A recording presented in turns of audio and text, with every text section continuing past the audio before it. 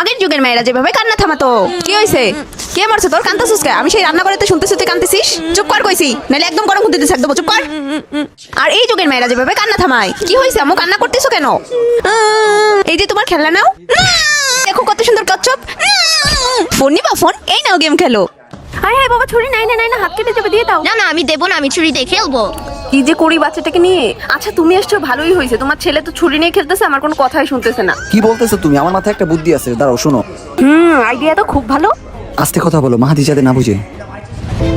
বাবা এদিকে আসো, এদিকে আসো, দেখো আম্মুর কি হয়েছে, দেখে যাও, দেখে যাও বাবা, আম্মুর হাতটা উফ, কিভাবে কিভাবে কেটে গেল। আমার ছুরি হাতটা দিয়ে খেলা কেটে করতে গেল। যে কেটে গেছে, ছুরিটা দিয়ে দাও বাবা। এই নাও বাবা ছুরি, আমি আর কখনো খেলবো না ছুরি দিয়ে। আইডিয়াটা তাহলে কাজে লেগেছে। কি বলে তোমরা? বাসায় মেহমান আসার আগে আমার মা এই ওট ওট ওট, মেহমান আসবে।